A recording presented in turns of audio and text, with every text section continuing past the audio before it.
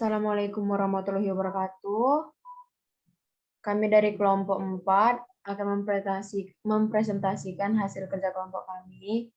Kelompok kami yang beranggotakan Zaki Faisalari dengan NPM G1A02003 dan saya sendiri Welaustul Aziza dengan NPM G1A02017. Kemudian ada Kerin Lorenza Yudhistira dengan NPM G1A020055. Di sini kami akan menjelaskan visualisasi data yang akan dijelaskan oleh Saudari Kerin. Baiklah, saya akan menjelaskan mengenai visualisasi data. Visualisasi data terdiri dari line plot, histogram plot, bar chart, box and whisker plot, dan yang terakhir scatter plot. Line plot ini digunakan pada saat distribusi data yang mana pendistribusi data tersebut juga dapat digunakan pada histogram, namun dapat juga digunakan di line plot. Pada visualisasi data ini kami menggunakan dataset insurance.csv. Dengan fitur dataset ini terdiri dari age, sex, BMI, data BMI untuk divisualisasikan ke line plot dengan menggunakan Chevron SNS.displot. Seperti yang dilihat pada share screen, pertama kami melakukan import dataset dan apabila di run, jika berhasil, maka akan menampilkan line plot seperti yang bisa kalian lihat. Selanjutnya, bar chart. Bagan batang umumnya digunakan untuk menyajikan jumlah dua relatif untuk beberapa kategori. Sumbu X mewakili kategori dan diberi jarak secara merata. Sumbu Y mewakili kuantitas untuk setiap kategori dan digambar sebagai batang dari garis dasar ke tingkat yang sesuai pada sumbu Y. Pada bar chart kami juga menggunakan dataset insurance. Bisa dilihat code yang kami gunakan pada share screen. PT bar digunakan untuk menggambarkan grafik bar chart, dan apabila di run akan menampilkan bagan batang seperti yang bisa dilihat. Histogram plot ini pada BMI ini memiliki distribusi normal dengan dibuktikannya gambar grafik yang berbentuk seperti kurva Bell. Selanjutnya yang ketiga, histogram plot. Plot histogram umumnya digunakan untuk meringkas distribusi sampel data. Sumbu mewakili bin diskrit atau interval untuk pengamatan. Sumbu Y mewakili frekuensi atau hitungan jumlah pengamatan dalam kumpulan data yang dimiliki setiap bin. Sama seperti visualisasi data yang sebelumnya, kami juga melakukan import dataset. Selanjutnya, jika di run akan menampilkan diagram seperti yang terlihat. Selanjutnya yang keempat, box dan whisker plots. Plot kotak dan kumis atau disingkat dengan box plots umumnya digunakan untuk meringkas distribusi sampel data. Sumbu X digunakan untuk mewakili sampel data di mana beberapa plot kotak dapat digambar berdampingan pada sumbu X jika diinginkan. Sumbu Y mewakili nilai observasi. Sebuah kotak digambar untuk meringkas bagian tengahnya 50% dari dataset dimulai pada pengamatan pada persentil ke-25 dan berakhir pada persentil ke-75. Pada box and whisker plot ini kami juga menggunakan dataset insurance.csv. PT box plot berguna untuk menggambarkan diagram box seperti yang terlihat pada code yang di share screen itu kami menggunakan pt.blocks dan jika dijalankan akan menampilkan grafik box plot. Dan yang terakhir, scatter plot. Plot sebar umumnya digunakan untuk meringkas hubungan antara dua sampel data berpasangan. Sampel data berpasangan berarti bahwa dua ukuran dicatat untuk suatu pengamatan seperti berat dan tinggi badan seseorang. Pada code untuk menampilkan scatter plot, kami juga lakukan import dataset pt.scatter digunakan untuk menggambarkan diagram titik-titik. Dan apabila di-run akan menampilkan diagram yang seperti yang bisa kita lihat pada share screen. Baiklah, sekian penjelasan mengenai visualisasi data dari saya. Saya kembalikan kepada moderator. Baiklah, terima kasih kepada Saudari Kerin. Di sini kami akan menjelaskan hipotesis testing yang akan dijelaskan oleh saya sendiri. Hipotesis testing dengan yang pertama menggunakan dataset yang bernama MOVIS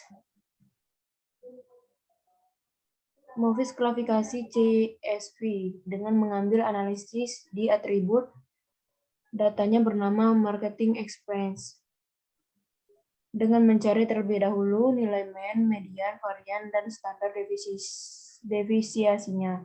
Selanjutnya, pada program berikutnya, menghitung nilai kritis dengan menggunakan atribut script start norm yang digunakan untuk mengambil nilai probabilitas dengan titik persen sebesar 95%.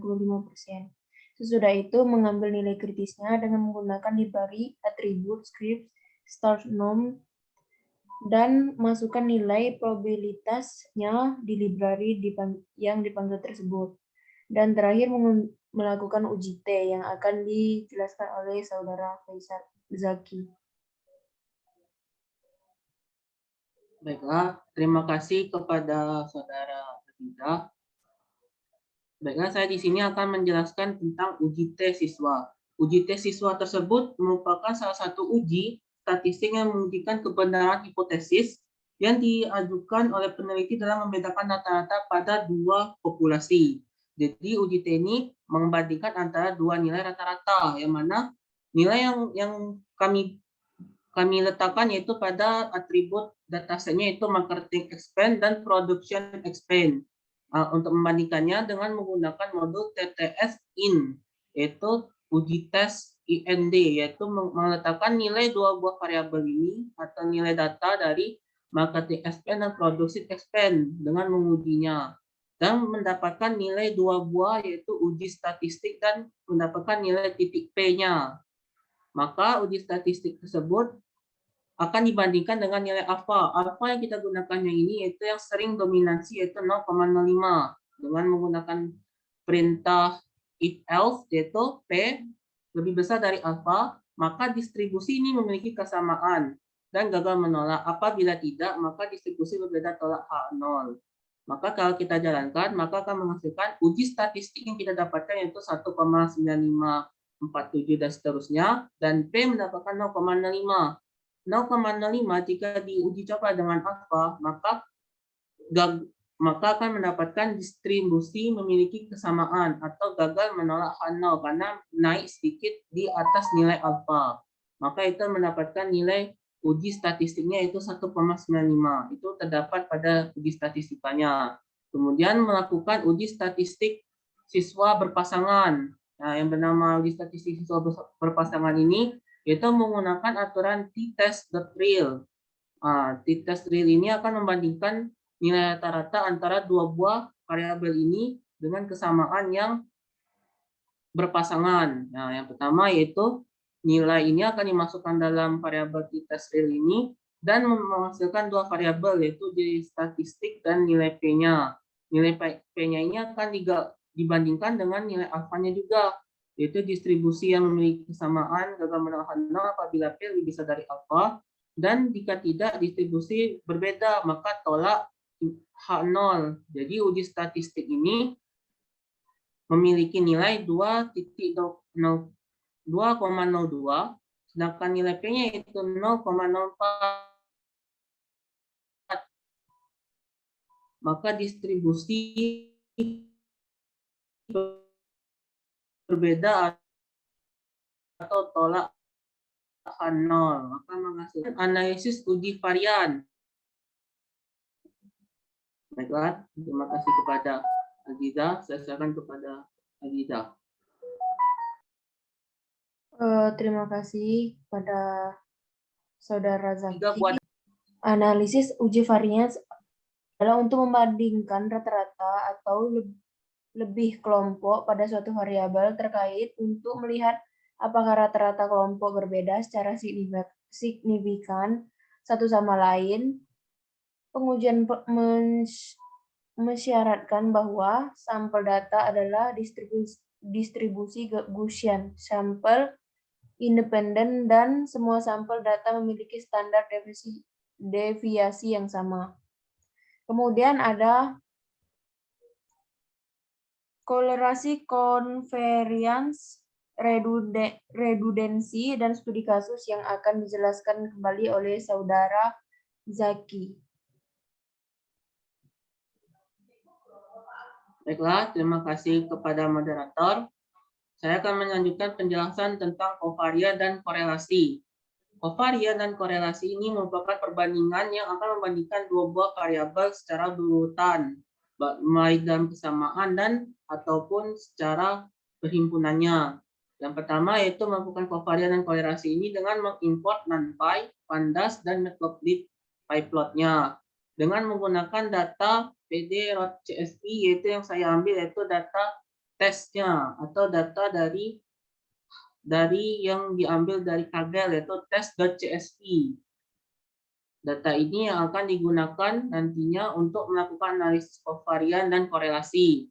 Yang pertama itu memasukkan datasetnya ke dalam variabel X dan Y dan menentukan nilai mean-nya terlebih dahulu untuk melihat apakah data tersebut secara distribusinya secara signifikan atau tidak. Menentukan mean-nya, kemudian melakukan PLT dan scatter untuk melihat gambarannya terlebih dahulu.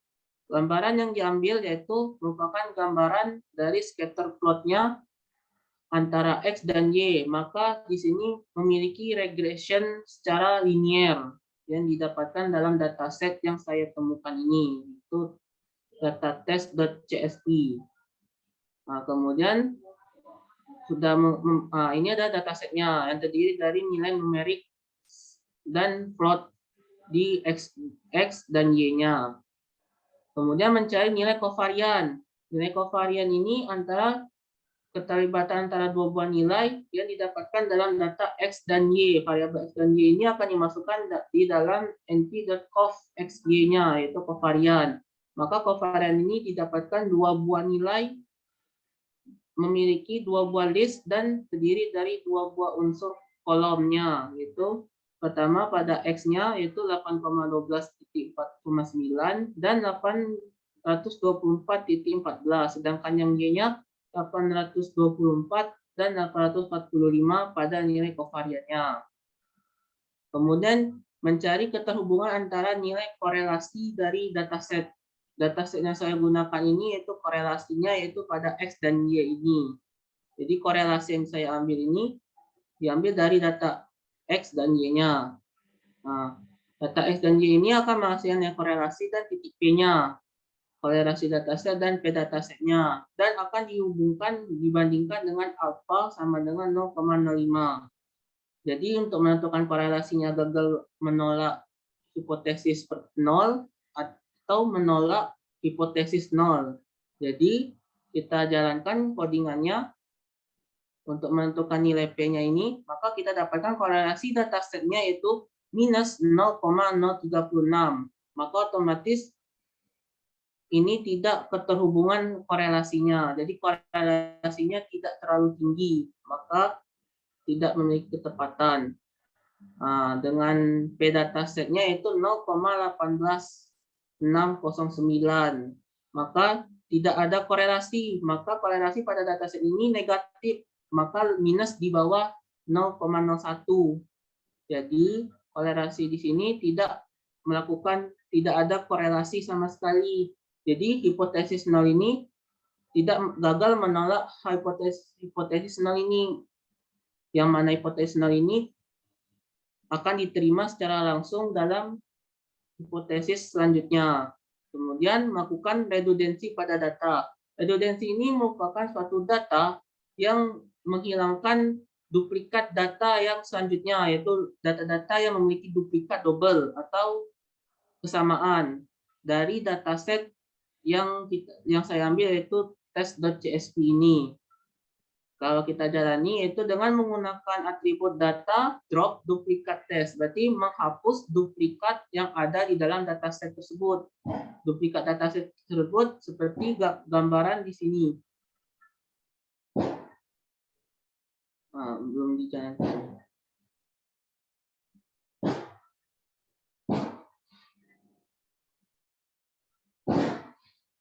Nah, ini adalah duplikat datasetnya. 70, 18, maka akan memiliki nilai kesatuan di antara dataset tersebut. Menghilangkan nilai yang samanya. Kemudian, nah, di sini saya akan melanjutkan lagi tentang melakukan studi kasus pada dataset. Nah, studi kasus ini saya menggunakan hipotesis testing, yaitu pada iris pada bunga.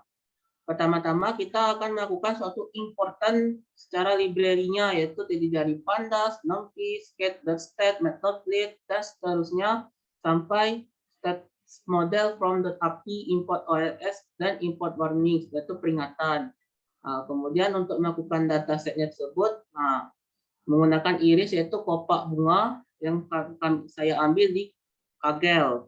Yang terdiri dari data kolomnya yaitu panjang spell, lebar spell, panjang kelopak, lebar kelopak, dan spesies, yaitu memberikan penamaan pada kolom. Data ini awalnya tidak ada nama kolomnya. Kemudian saya memberikan penamaan nama kolomnya, maka akan ditampilkan seperti berikut. Panjang spell, lebar spell, panjang kelopak, lebar kelopak, dan spesies. Sudah saya jalankan, maka akan tampilnya seperti ini. Nah, kemudian lanjut lagi ke jalankan data secara acak. Nah, untuk melihat data tersebut apakah bisa direalisasikan, yaitu dengan mengambil sampel 10 buah. Sampel 10 buah tersebut akan diambil secara acak dari panjang spellnya, lebar spell, dan sampai kolom terakhir. Kemudian selanjutnya itu memeriksa nilai yang hilang atau menghindari kesalahan pada data. Berarti mencari nilai pada data, semua data ini yang terjadi kesalahan atau bernilai kosong.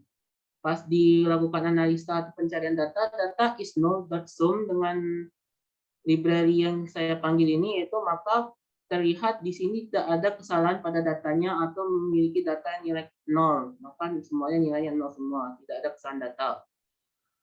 Kemudian melakukan konfigurasi kategori di spesies. Nah, kemudian melakukan konfigurasi di spesies ini untuk mengambilkan data-data yang uniknya. Berapa sih yang terdapat dalam data spesies tersebut? Nah, itu pada data spesies ini terdiri dari jenis bunga tersebut, iris satosa, iris versicolor, dan iris virginica. Nah, sudah itu, maka akan melakukan ringkasan data. Ringkasan data tersebut untuk melihat berapakah main-nya, berapakah STD min, STD-nya, standar deviasi, nilai minusnya, maksimumnya, persentilnya. Dengan cara data.describe ini, maka akan tampilkan seperti ini di setiap kolomnya. Nah, sudah itu, maka kita akan melakukan mengubah nilai lebar kopak menjadi hipotesis 0 dan persentil 50%. Jadi, kita akan mengubah data persentil ini dengan meletakkan lebar kopak. Maka kita akan analisis pada atribut di lebar kopaknya dengan kapasitas 50% atau persentil 50%. Nah, maka akan didapatkan data persentil lebar kopaknya yaitu 1,3. Kemudian membandingkan lebar kopak lama terhadap persentil yang didapat. Yang di sini ada membandingkan lebar kopak lama terhadap persentil yang didapatnya, yaitu lebar kopak sesuai persentil. Pertama itu membuat fungsi terlebih dahulu untuk mengubah data kolomnya tersebut, data isi dari suatu atributnya. Yang mana atribut tersebut kita tambahkan pada dataset yaitu lebar kopak baru dengan menggunakan data apply, yaitu menampakkan dari format dari dataset tersebut, yaitu lebar kopak dengan aksis 1 pada data sampel 10. Data sampel 10-nya akan menampilkan data sampel yang terdapat 10 buah sampelnya. Nah, kita akan jalani, kita lakukan perbandingan di sini. Apabila data persentil ini lebih kecil dari data lebar kopak bunga yang ada lebih kecil dari data persentil lebar kopak bunga, maka akan memberikan nilai 0. Maka seperti ini. lebar kelopak baru dari analisis lebar kelopak ini akan dijadikan bilangan numerik terlebih dahulu 1100, 100, dan seterusnya. Itu menggunakan menentukan membandingkan lebar kelopak lama terhadap persentase yang didapat. Selanjutnya kita akan mengubah data spesies dengan numerik. Data spesies ini akan diubah ke bentuk bilangan numerik 0, 1, 2. Kemudian data spesies ini akan di-apply sama seperti data yang sini. Maka akan dijalankan, maka akan menambah spesies ini akan berubah menjadi angka 1, 0, 1, 1, 1, 2, dan seterusnya. Kemudian mengambil sampel 2 kolom. Sampel 2 kolom ini pertama itu kita menghapus drop kolom-kolom yang tidak kita perlukan, yang mana 2 kolom ini yang kita perlukan untuk membandingkan 2 buah kriteria spesies dan lebar kelopak baru ini. Kita ambil seperti itu, maka kita akan membentuk sampel dari 10 buah data. Maka akan kita jalani, maka akan mendapatkan spesies lebar kelopak baru ini dalam satu dataset ini. Kemudian kita akan melakukan hipotesis testing dengan atribut C2 kontingen. C2 kontingen ini itu merupakan statistik terdiri dari atribut yang kita gunakan yaitu C2 kontingen ini. C2 kontingen dengan data convert ini kita ambil di atas ini. Data convert ini yang kita analisis itu sampel 2 buah kolom. Sampel 2 buah kolom ini akan menghasilkan 1, 2, 3, 4. Ada 4 buah nilai yang terdapat di dalam kategori C kontingen ini, yang mana terdiri dari uji ada nilai statistikanya, nilai probabilitas, nilai derajat kebebasan, dan nilai harapannya. Yang kita lanjutkan, nah derajat kebebasannya terdiri dari 148. Kemudian penafsiran nilai P-nya ialah dengan tetapan 95%. Jadi probabilitas 95% adalah 0,95. Alfa 1,0 dikurang probabilitas. Kemudian langsung kita melakukan format di sini untuk menampilkan datanya dan melakukan perbandingan terhadap nilai probabilitas dan alfa. Alfa ini kita dapatkan di sini 1,0 dikurangi dengan probabilitas. Maka akan jalani yang didapatkan dari data di atas ini yaitu nilai alfanya 0,05, nilai P-nya 0,103, maka hasil datanya itu terima hipotesis 0. Jangan tolak hipotesis yang pertamanya. Maka kesimpulannya itu jenis bunga dan lebar kelopak bunga itu tidak saling bergantung dengan nilai P di atas alfa. Berarti nilai P yang di atas alfa ini tidak bergantung. Maka jangan tolak hipotesis 0. Kemudian melakukan uji T. Uji T ini yaitu data lebar kelopak mengambil nilai sampel 5 buah. Langsung menerapkan fungsi uji T ini.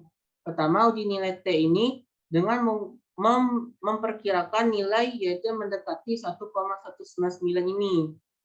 Data dari lebar kelopak bunga ini. Maka akan dites state.popman ini, state.test1stem, data lebar kelopak dan popman nilai.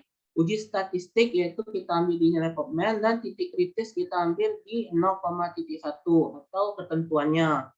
Maka akan diuji statistik dengan titik kritisnya, maka akan menghasilkan seperti ini. Nilai H0 rata-rata lebar kelopak mendekati akurat 1,19. Berarti akurat dari rata-rata, berarti untuk mensinkronisasi antara rata-rata yang akurat terhadap 1,19. Berarti akurat ini. Rata-ratanya sama seperti ini yang kita prediksikan. Kemudian lakukan regression. Regression ini digunakan untuk menetapkan penentuan sebab dan akibat suatu himpunan, yang mana terdiri kita akan memasukkan semua hubungan antara panjang spal, lebar spal, panjang kelopak, lebar kelopak. Dan ini akan kita hubungkan dalam satu bentuk plot atau scatter plot dan line plot. Di sini ada fungsi-fungsinya digunakan untuk menentukan regression. Regression tersebut menentukan sebab akibat dari suatu hubungan suatu kelompok himpunan variabelnya. Ini adalah gambar dari scatter plot. Di sini maka kita akan menentukan korelasinya. Korelasi ini untuk menentukan hubungan antara dua buah variabel atribut P-kelopak atau I-kelopak, P-spal dan I-spal ini. Yang mana kita mendapatkan, di sini menurut korelasi dan P1-nya, kita jalani. Yang tertinggi adalah korelasinya yaitu pada korelasi 2 dan korelasi 3, yaitu P-kelopak dan L-kelopak dan P-spal dan kelopak. Berarti di grafik ini adalah regression yang stabil, naik dan berbentuk linier. Maka korelasinya di sini. Maka korelasi yang tertinggi berada di keterhubungan antara panjang kelopak, lebar kelopak, dan panjang spa dan panjang kelopak. Baiklah, sekian dari saya. Presentasi dari saya, maka akan saya serahkan kepada moderator. Kepada moderator saya persilakan. Terima kasih untuk Saudara Zaki. Itulah presentasi kelompok kami dari kelompok 4. Jika ada kekurangan, kami mohon maaf. Terima kasih. Wassalamualaikum warahmatullahi wabarakatuh.